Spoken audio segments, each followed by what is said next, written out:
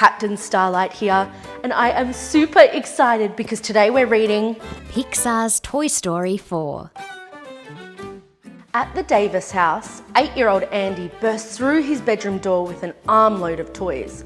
Moments later, rain began to pour outside. "Just made it," Andy laughed, dumping the toys on his bed. Then his mum called him downstairs for dinner. When the boy was gone, Woody the cowboy sprang into action. A toy had been left outside. The group looked out Andy's window but didn't see the toy anywhere. Woody hurried across the hall. Andy's sister Molly had a window in their bedroom with a view of the whole front yard. Woody's friend Bo Peep helped Woody onto the nightstand. When they looked outside, a sudden flash of lightning revealed RC. He was stuck in the mud by the driveway. Woody and Bo turned to each other. "Operation Pull Toy," they shouted. Everyone worked together, and at last Woody pulled RC out of the mud. Slinky's spring pulled them back to the bedroom window just as a stranger's car pulled into the driveway. Woody finished getting everyone through the window when wham! It was slammed shut. Woody looked through the glass. Andy's mum was putting Bo and her sheep into a box. Molly didn't want them anymore, so the stranger had come to take Bo away to a new kid. Outside the house, the man sat the box next to his car and returned to the house. Woody dragged the box under the car and opened it. Bo was inside comforting her sheep. Bo wanted Woody to come with her, but Woody knew he couldn't leave his kid.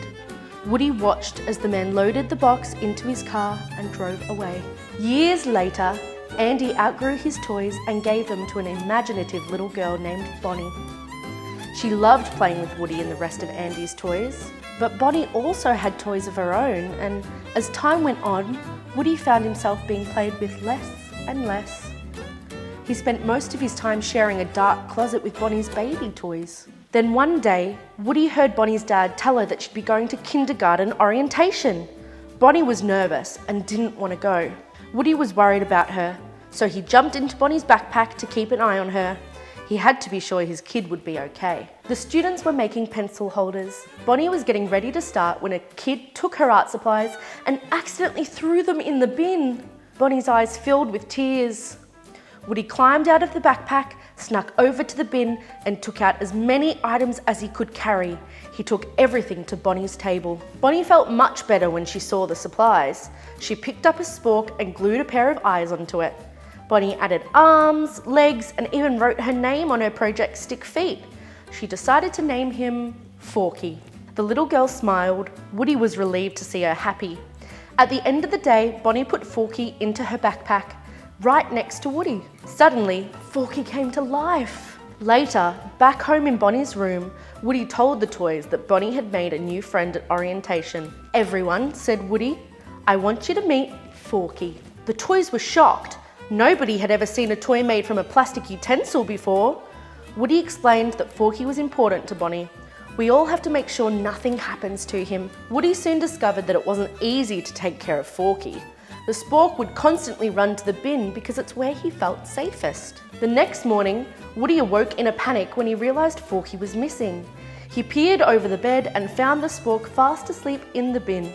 Then Bonnie woke up and frantically looked for Forky. Woody knocked over the bin just as Bonnie's dad walked in her bedroom. He picked up Forky and returned him to Bonnie. Bonnie's family decided to take a road trip before the start of the school year. Forky was a terrible passenger. At every stop, he tried to run to the nearest bin. Each time, Woody chased after him and brought him back before Bonnie noticed. Buzz volunteered to watch Forky. Woody sighed. "No. That little voice inside me would never leave me alone if I gave up." Buzz was curious about this inner voice. He looked down at his chest and pressed his voice activation button. "There's a secret mission in uncharted space." Without warning, Forky climbed up towards an open window. "I am not a toy," he declared. "I'm a spork." And with that, Forky jumped out of the moving RV. "Freedom!" Woody gasped. He knew he had to go after him. Woody told his friends that he and Forky would meet them at the RV park. Woody soon found Forky. On the way to the RV park, Woody tried to get Forky to understand how important he was to Bonnie. He explained that Bonnie loved Forky the same way Forky loved trash. "I get it now," said Forky. "I'm Bonnie's trash." Forky's mood suddenly changed.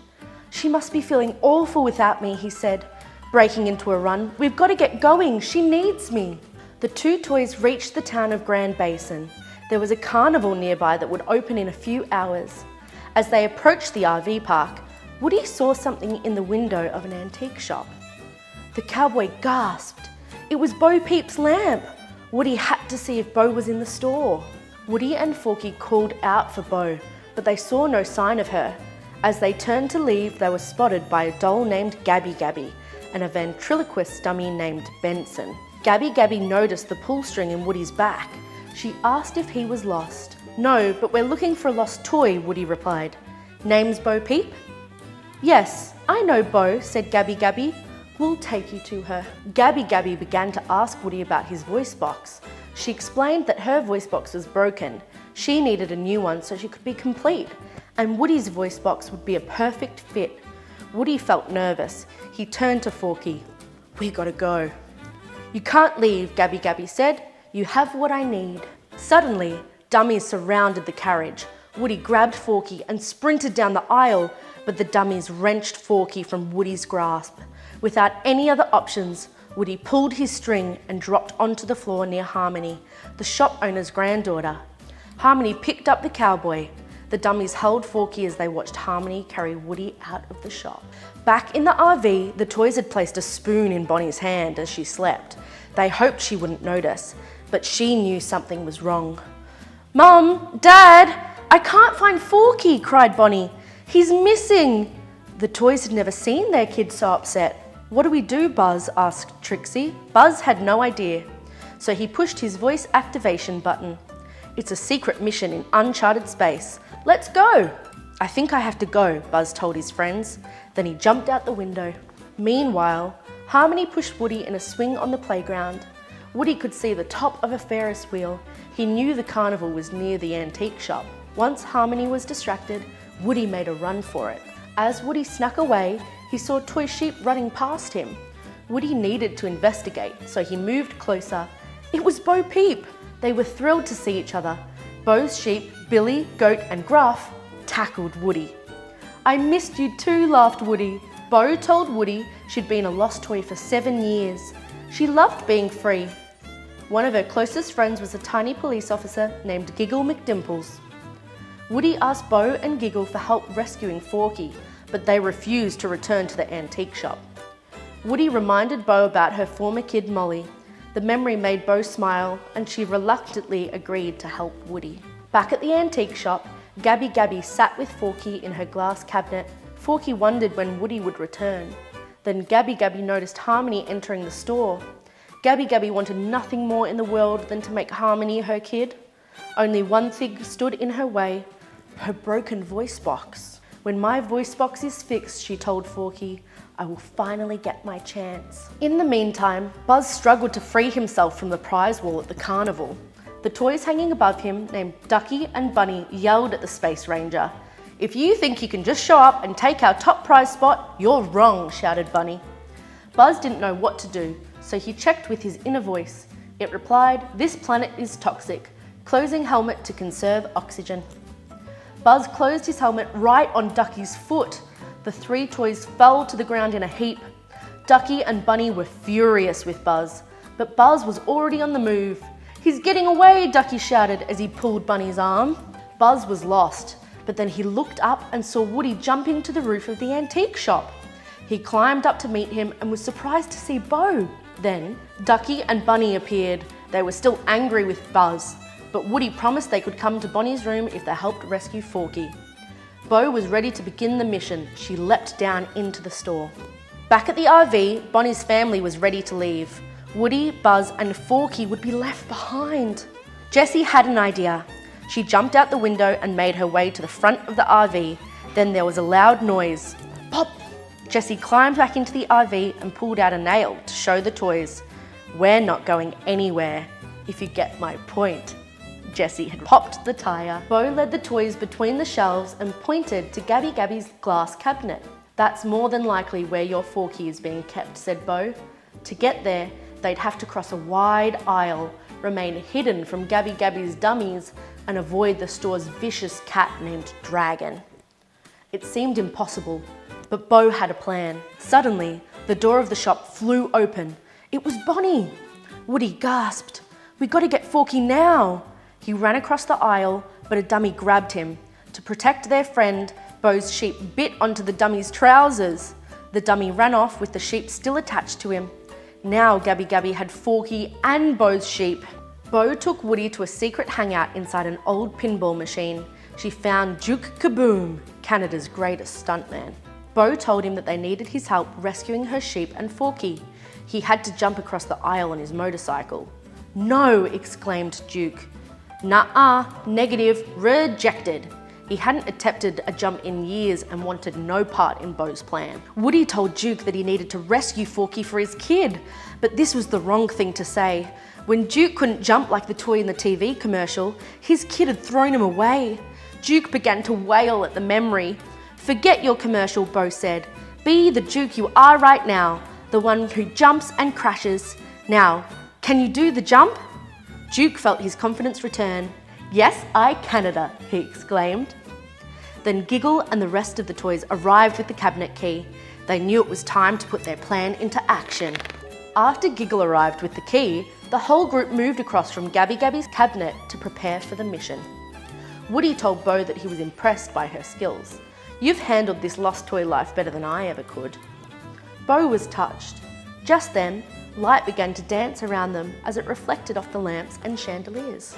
Finally, the mission was underway, but Duke quickly began to panic. Woody tried to steady him, but Duke was going down. Woody jumped off the bike and grasped onto the cabinet. Bo used the ribbon to zip across to the cabinet. Once she and Woody unlocked it, they found Forky. But suddenly, Gabby Gabby appeared with the dummies. Forky fell to the floor below. Bo found her sheep and began to zip across the ribbon. Woody swung down, but as the ribbon dropped, so did Bo and her sheep. Woody landed on the angry cat. "Duke!" Bo shouted. "Get us out of here!" Duke zoomed past Dragon. The cat chased Duke through the store, but Forky had been left behind with the dummies. After the cat ran off, the toys checked to make sure everyone was okay. Woody insisted that they go back for Forky because Bonnie needed him. "No, you need Bonnie," said Bo. "There's plenty of kids out there. It can't just be about the one you're still clinging to." The toys followed Bo. No one wanted to return to the store. Woody was on his own. He ran back into the store as the toys returned to the RV. "Hello, Woody," said Gabby Gabby. "I knew you'd be back." Woody thought he'd have to fight to get Forky, but Gabby Gabby wasn't interested in fighting. All Gabby Gabby wanted was the chance to be important to a kid. "I'd give anything to be loved the way you have." Woody knew what he had to do. He would give Gabby Gabby his voice box. "Just leave me, Forky. Bonnie needs him." Gabby Gabby was delighted with her new voice box. It worked perfectly. Gabby Gabby placed herself near Harmony. She pulled her string and said, "I'm Gabby Gabby and I love you." "Too creepy," Harmony said. She tossed Gabby Gabby into a sales bin. Woody and Forky were shocked, but there was no time to wait. Bonnie and her mum had entered the store. Woody grabbed Forky and jumped into Bonnie's backpack. On the way out of the store, Woody made a decision. "Tell Buzz to get the RV to the merry-go-round," he said to Forky. Then he jumped out of the backpack. Woody returned to Gabby Gabby. He told her that Harmony wasn't her only chance at getting a kid. He would take her to Bonnie. Unbeknownst to Woody, Bo and Giggle had returned to the store to help him. Bo was proud of her friend. Bo led Duke, Ducky and Bunny and the sheep onto the Ferris wheel to find a kid for Gabby Gabby. Duke needed to jump over the carnival and land on top of the game booth. Bo and Woody kept encouraging the daredevil until he was ready. "I am Duke Kaboom," said Duke. "I can do this." Seconds later, Duke launched himself off the Ferris wheel, sailing over the carnival with ease. All memories of his past failures faded away as he crashed his bike right on target. The toys zipped across the string of flags. As they approached the carousel, Gabby Gabby saw a girl who was lost and all alone. Gabby Gabby moved closer to the lost girl. The girl picked up the doll and pulled the string. "Hi there, I'm Gabby Gabby. Will you be my friend?" The girl hugged Gabby Gabby and worked up the courage to ask a security guard for help. She carried her new doll as she looked for her parents. Gabby finally got a kid. Woody and Bo met up with Bonnie's toys at the RV. Everyone was happy to see them, and Woody was even happier to see Bonnie reunited with Forky. He had done the job he'd set out to do. Woody loved seeing kids playing with toys, and toys finding happiness with kids. Woody enjoyed helping kids and toys, and he knew that wherever he went and whichever toy he met next, he would always have his friends by his side. Thanks so much for reading along with me. I'm Captain Starlight. Have a good day. Hi there, Captain Starlight here, and today we're reading Pixar's Cars. The biggest car race of the year, the Dinoco 400, was about to begin. Cars packed the stadium ready to cheer on their favourite racers. The rookie, Lightning McQueen, was in his trailer revving up. "I am speed," he repeated to himself. "I am lightning." Then he burst into the stadium and the crowd went wild. "It's the legend, the runner-up, and the rookie," the racer announced. As pictures of the king, Chick Hicks, and Lightning flashed up on the big screens around the stadium, Lightning was fast, but could he beat the king, who had won the most piston cuts in history? Or Chick Hicks, who'd always finished second? Who would be this year's champion and earn the prize Dinoco sponsorship? The crowd went wild with excitement, cheering for the race car they wanted to win. Vroom! Soon the cars were off and racing. Lightning and Chick Hicks sped around the track side by side. Suddenly, Chick slammed into Lightning, sending him skidding off the track. Engine roaring, Lightning raced to catch back up, only to face a huge pileup caused by Chick. "Get through that," Chick muttered as he headed in for a pit stop. Amazingly, Lightning raced between the wrecked cars and leaped into the lead. But while the rest of the racing cars went to the pits, Lightning kept going. Lightning had made a huge mistake. On the last lap, bang, bang, his two rear tyres blew out. As he limped towards the finish line, the king and Chip caught up. Lightning struck out his tongue to gain an edge, but it was too close to call. While waiting for the final results, Lightning boasted to the reporters, "I'm a one-man show." "We quit," his insulted pit crew stormed away. "You need to wise up and get yourself a good team," the king told him. But Lightning wasn't listening. He was too busy daydreaming about fame and fortune. Suddenly, Lightning heard the announcement. The race was a three-way tie. A deciding race would be held in California in 1 week. Lightning couldn't wait to win the race and the Dinoco sponsorship, but for now, he had another sponsor. He rolled into the tent and forced a smile.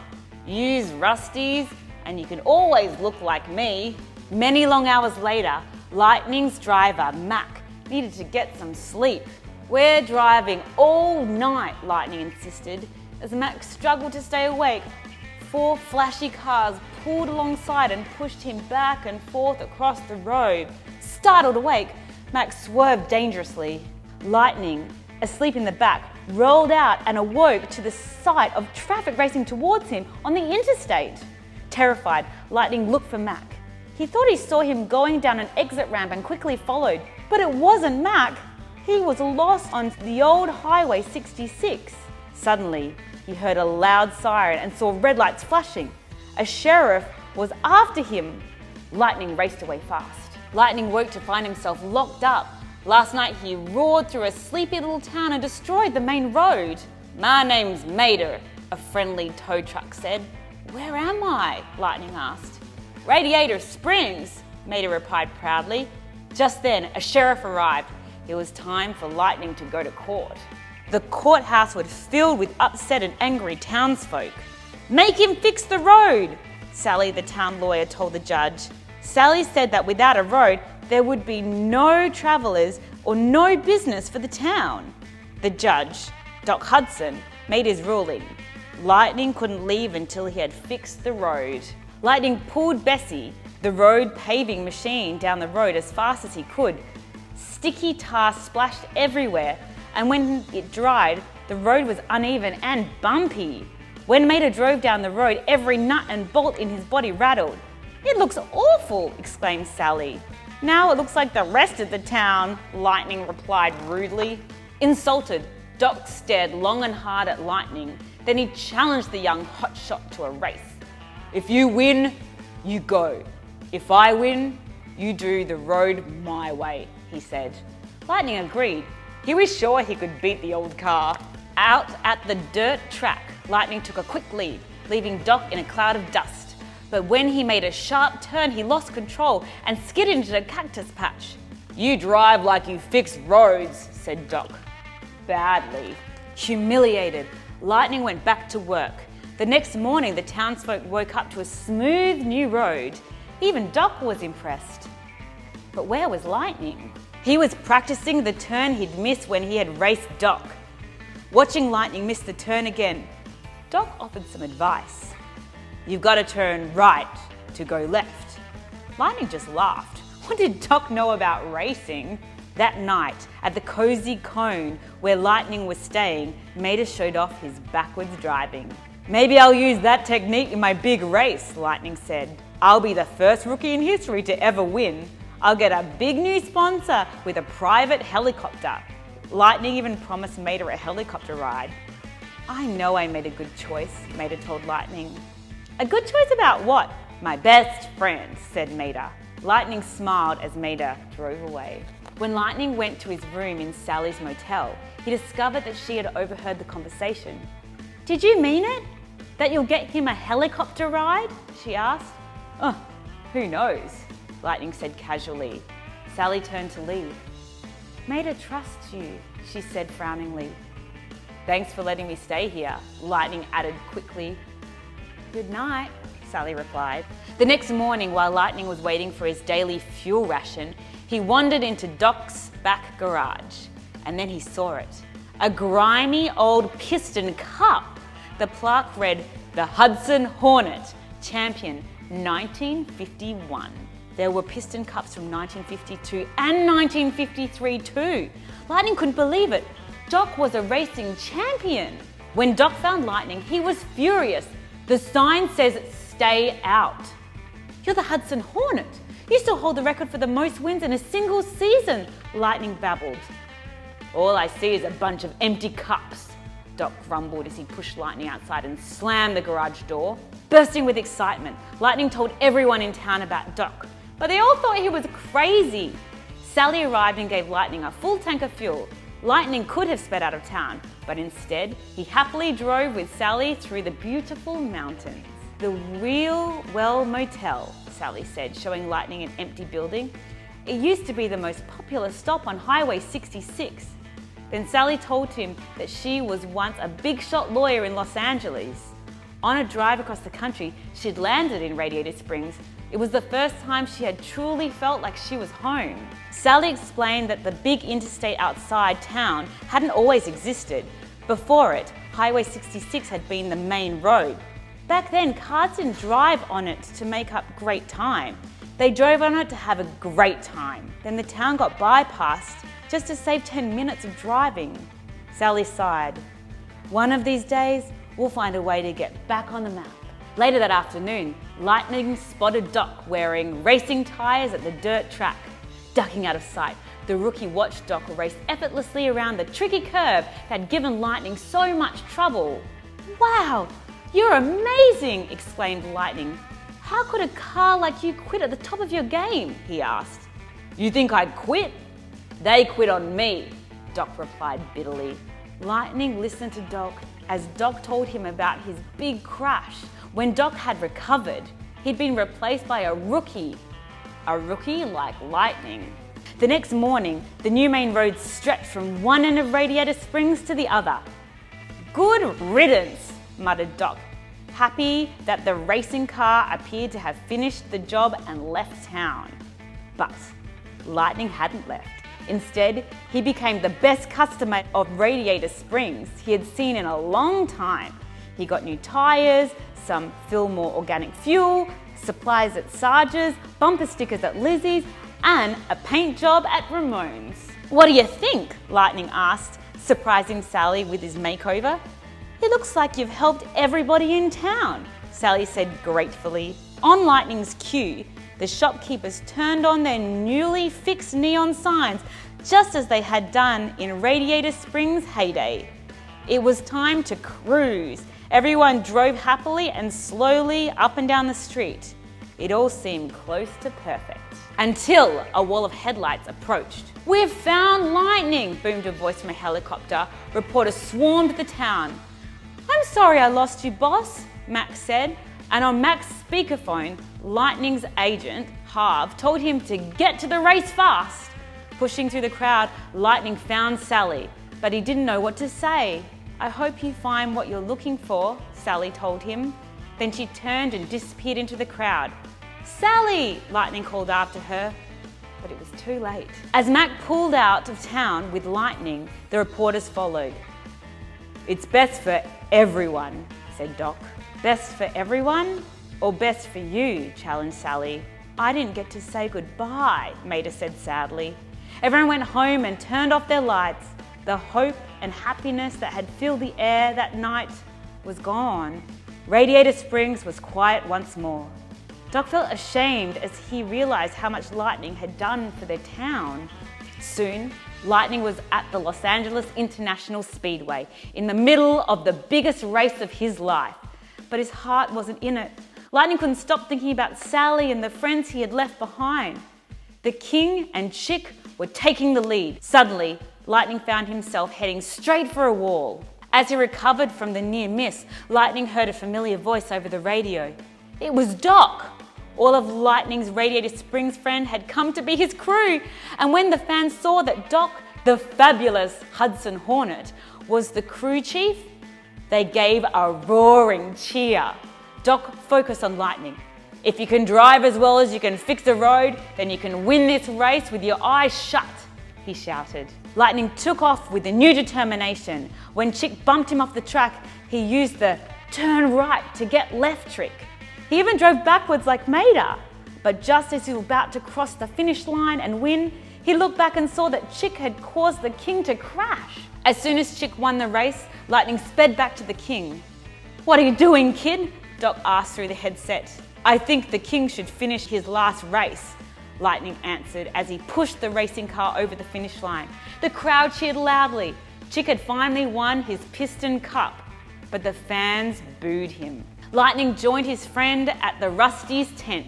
He'd never felt happier when Tex, the owner of Dynaco, asked, "How'd you like to be the new face of Dynaco?" Lightning graciously said no. He decided to stay loyal to the Rusty's gang, who had believed in him from the very beginning. He did ask Tex for one small favour though. Back at the wheel, well, Sally was looking over a valley when she heard a voice say, "I hear this place is back on the map." It was Lightning. There's a rumour floating around that a hotshot Piston Cup racing car is setting up a big racing headquarters there. The two cars smiled happily at each other. That's when Maida came flying by in a Dynaco helicopter.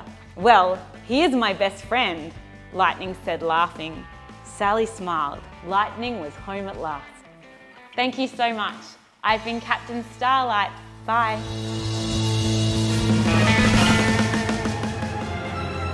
Hello, I'm Captain Starlight, and today we're reading Pixar's The Incredibles. During the golden age of the supers, Mr. Incredible was the world's greatest hero. With the power of super strength, he caught criminals and stopped disasters. He protected the public from harm. Mr. Incredible's greatest fan was a boy called Buddy. He desperately wanted to be a super like his hero, but supers were born, not made. Buddy decided to change his name to Incrediboy, and he even invented some rocket boots that allowed him to fly. He asked Mr. Incredible if he could be his sidekick, but Mr. Incredible told Buddy that fancy boots did not make someone a super. Mr. Incredible married another super, Elastigirl. The two supers loved each other and the future seemed bright, until disaster struck. People started to sue the supers. Some of them claimed that they hadn't want to be saved at all. The government told the supers to stop being heroes. They had to go into hiding and live like normal people in the super relocation program. So Mr. Incredible became boring, average, Bob Parr, and Elastigirl became Helen. They had a shy daughter, Violet, who could turn invisible and create force fields, a super fast son named Dash, and a baby called Jack, who seemed to have no superpowers at all. With all these superpowers, family meals could get chaotic. Controlling super kids was tough. Helen adjusted very well to normal life and focused all her efforts on the kids. Bob worked in a boring job at an insurance company. He desperately missed being a super and just couldn't help dreaming of the past. Occasionally, he would blow his cover by using his powers in public. Then the whole family would have to be relocated and started all over again. One night, Bob went out with his friend, Lucius. Lucius Best was known as Frozone, literally the coolest super of all. They were tuned into the police radio. Bob was listening to reports of crimes in progress. He was hoping to save someone, just like in the good old days. When he heard about a fire at a nearby apartment building, Bob convinced Lucius they should go and help. "We're gonna get caught," said Lucius. The two supers saved several people, but in order to escape the fire, they had to break into the jewelers next door. A policeman thought they were thieves, so Lucius used his superpowers to freeze him, and the two supers escaped. Nearby, a mysterious woman watched them from her car. The next day at work, Bob wanted to help someone who was being mugged, but his boss wouldn't let him go. Bob was so frustrated at not being allowed to help that he gave his boss a tiny push, but it carried all of Bob's super strength. Wham! His boss crashed through 5 walls and Bob lost his job. Bob was worried. He didn't want to tell Helen he was fired, but what could he do without a job? At home in his den, Bob was clearing out his briefcase. Suddenly, a computer fell out. On the screen was this woman who had been secretly watching him the night before. "My name is Mirage," she said. "I represent a top secret division of the government. A highly experimental robot has escaped our control." She had a very special top secret mission for Mr. Incredible. Mirage told Bob that if he could stop the malfunctioning Omnidroid battle robot before it caused any damage, he'd be paid 3 times his yearly salary. Bob accepted. He needed the money, but more importantly, he needed the adventure. Bob knew Helen wouldn't approve, so he told he was going on a business trip. Bob was taken to the island of Nominison, where he and Mirage discussed his mission. "Shut it down, do it quickly," he confirmed. "And don't die," added Mirage. Mr. Incredible soon encountered the robot and the fight began. The Omnidroid was a fast learner when it came to defending itself. But in the end, Mr. Incredible tricked it into self-destruction. Mirage and her boss watched the Omnidroid defeat. "Surprising," said her boss. After a celebration dinner with Mirage, Bob flew home. He was excited about getting back into super work. He began to lose weight, bought a new car, and even played with the kids. Things were looking up, but he'd ripped his suit, so he decided to visit Edna Mode, the former fashion designer for the supers. She agreed to mend the old suit for sentimental reasons, but insisted on making him a new, bold, dramatic outfit. The new suit arrived just in time. Mirage had another assignment for Bob. "Another conference," he told Helen. "Short notice, but duty calls." As Bob flew back to the island, Helen discovered a white hair on his jacket. She wondered where he was really going. Mr. Incredible got quite a shock when he arrived for his briefing. A new and improved Omnidroid attacked him. This time, the robot was unbeatable. As it defeated the hero, a stranger in a black costume appeared. "It's too much for Mr. Incredible," he gloated. "I went through quite a few supers to make it worthy to fight you. But you're worth it. After all, I'm your biggest fan." "Buddy?" Mr. Incredible said. He barely recognized his former #1 fan. "My name's not Buddy. I'm Syndrome, and now I have a weapon that only I can defeat." As Mr. Incredible tried to escape, Syndrome froze him in his Immobi ray. "Who's super now?" he yelled. But then he lost control and accidentally flung Mr. Incredible off a waterfall. Syndrome threw a bomb after him, but Mr. Incredible found safety in an underwater cave. Syndrome sent a probe to find him, but the hero hid behind the remains of Gazerbeam, a super who had died battling the Omnidroid. Just before he died, Gazerbeam had used his laser vision to etch the word Chronos on the cave wall. What could it mean? Bob wondered. Meanwhile, Helen had found Bob's newly mended suit. She knew that Edna must have fixed it, so she went straight to her to find out what Bob was up to. Edna was thrilled to see Helen. She'd so enjoyed making and testing Bob's new suit that she made one for Helen too, and one each for Violet, Dash, and Jack. Each new suit came with a homing device for handy tracking. But Helen was very upset. "You helped my husband resume secret hero work behind my back. I assumed you knew, darling," Edna protested. Helen phoned Bob's work and learned he'd been fired almost 2 months ago. Where was he? Edna passed Helen the homing device that would locate him. Meanwhile, back on the island, Bob snuck into Syndrome's base using the password Chronos. He hacked into the computer and discovered Syndrome's plan. Syndrome had killed many supers perfecting his Omnidroid. Now he planned to set the robots loose in the city. No one would be able to stop it. Suddenly, bleep, bleep, Mr. Incredible's homing device went off. Now Helen knew where he was, but so did the island security. They shot out great sticky globules to catch him. Mr. Incredible was trapped. Back on the mainland, Helen knew she must find her husband. She realized she would only be able to do it if she became Elastigirl. Elastigirl followed the homing signal in a borrowed jet. She soon found that Violet and Dash had left Jack-Jack at home with a babysitter and stowed away on the jet. They had also found their super suits. As they approached the island, missiles attacked the jet. Elastigirl told Violet to create a force field around the plane, but Violet was hesitant. She didn't think she could make one that big. In his prison cell, Mr. Incredible listened to the attack on his family with horror. "Target destroyed," came a voice from a speaker. "You'll get over it," Syndrome sneered. A desperate Mr. Incredible grabbed Mirage. "Release me now or I'll crush her," he said. "Go ahead," said Syndrome. He knew that Mr. Incredible could never do such a thing, no matter how upset he was. Defeated, the hero let Mirage go. But Mr. Incredible's family was still alive. Elastigirl had stretched herself around Violet and Dash to protect them. Just as a missile blew the jet out of the sky, then she had made herself into a parachute and floated with her kids down to the water below. Elastigirl stretched into the shape of a boat while Dash pushed her and Violet to shore by kicking his speedy legs. They soon found safety in a cave. "I'm going to look for your father," Elastigirl told her children. "If anything goes wrong, use your powers. When the time comes, you'll know what to do." After Helen left, the cave suddenly filled with a huge ball of fire. Dash and Violet fled. They only just escaped. The fire was the rocket exhaust from Syndrome's base. He had launched the Omnidroid towards the city. At headquarters, Mirage had decided to set Mr. Incredible free. She was angry that Syndrome had challenged the hero to hurt her, and she wanted him to know that his family was still alive. Mr. Incredible was so happy to hear this news that he hugged Mirage. But just then, Elastigirl bursts in. Thump!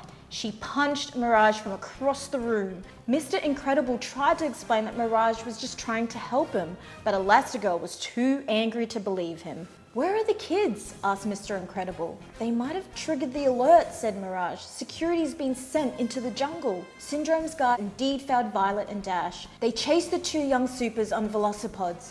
V protected herself and Dash with a force field. Then Dash began to run. They raced through the jungle in the protective ball. Mr. Incredible and Elastigirl found their kids. Together, the family fought off Syndrome's guard. But suddenly, Syndrome arrived and locked the Incredibles in his Immobiray. "Looks like I've hit the jackpot," Syndrome gloated. "Oh, this is just too good." Then he took them to his base and suspended them in the Immobiray cell. The family was helpless as Syndrome described his evil plan. "The robot will emerge dramatically, do some damage, and just when all hope is lost," the villain explained, "Syndrome will save the day." He sneered at Mr. Incredible. "I'll be a bigger hero than you ever were." "You killed off real heroes so that you could pretend to be one?" said Mr. Incredible. "I've got a city to save," Syndrome cackled as he took off for the mainland. "I'm sorry," Mr. Incredible told his family. "I've been a lousy father, so obsessed with being undervalued that I undervalued all of you," he sighed. "You are my greatest adventure." But even as he spoke, V was creating a force field, allowing her to escape the energy beams and set her family free. Soon, the Incredibles were back in action. Mirage helped the family escape from the island in a rocket. They flew towards the city, where the Omnidroid was already destroying everything it could find. The people of the city were terrified. "Someone needs to teach this hunk of metal a few manners," Syndrome told the crowd. Sneakily, he worked the robot's remote control and removed the Omnidroid's arm. The crowd cheered and Syndrome loved it. But the Omnidroid was a learning robot and it realized Syndrome was controlling it. It zapped the remote and knocked Syndrome out. Luckily, the Incredibles had just crash landed in a van that Elastigirl had held to the rocket. Then Mr. Incredible announced he would fight the robot alone, when Elastigirl objected. Mr. Incredible begged her. "I can't lose you again," he said. "I'm not strong enough." Elastigirl smiled gently. "If we work together, you won't have to be." The Supers fought as a team. Mr. Incredible remembered that the only thing that could defeat the Omnidroid was itself. He grabbed a rocket-loaded claw that had fallen from the robot. Elastigirl, Frozone, and the kids pushed the buttons on the remote control while Mr. Incredible aimed the claw so it pointed at the Omnidroid. Just then, Elastigirl found the right button. The rocket ripped the robot apart. The city was saved. Syndrome recovered to find everyone cheering for the Supers. No one cared about him. Furious, he crept away. When the Incredibles returned home, they found that a replacement babysitter had come for Jack-Jack. Syndrome. "You stole my future," said Syndrome. "I'm returning the favor. Don't worry, I'll be a good mentor. And in time, who knows, he might make a good sidekick." Syndrome blasted a hole in the roof and flew off with Jack-Jack towards his waiting jet. But Jack-Jack was upset. He began to cry and wail. Then he began to transform using superpowers. Suddenly, Syndrome was no longer holding a sweet baby, but a flaming monster. Jack-Jack tore through Syndrome's rocket boots. Syndrome quickly dropped him and raced for his nearby jet. Mr. Incredible used his super strength to throw Elastigirl into the air. She caught Jack-Jack and then stretched out into a parachute to bring him safely back to the ground. "This isn't the end of it," Syndrome raged. But he was wrong. Mr. Incredible picked up a car and threw it at the jet. Syndrome was jolted by the blast. His cape got caught into one of the engines, and with one last yell, Syndrome was gone. As the jet exploded, V protected her family with a force field. The house was destroyed by falling wreckage, but the Incredibles were safe. "That's my girl," said Elastigirl to her daughter. With the danger to the city over, the Incredibles returned to their undercover life, but fitting in was just a little easier now. V was more confident in herself, and Dash was even allowed to use a little of his super speed by running on the school team. He was careful to always come in at a close second. But as the Super family left school sports day, the ground began to rumble. A monstrous machine broke out of the earth with a menacing figure riding on top of it. "Behold the Underminer," the figure cried. "All will tremble before me." It was time for the family to put on their masks and change into their super suits. This was a job for the Incredibles. Thanks so much for reading along. I'm Captain Starlight.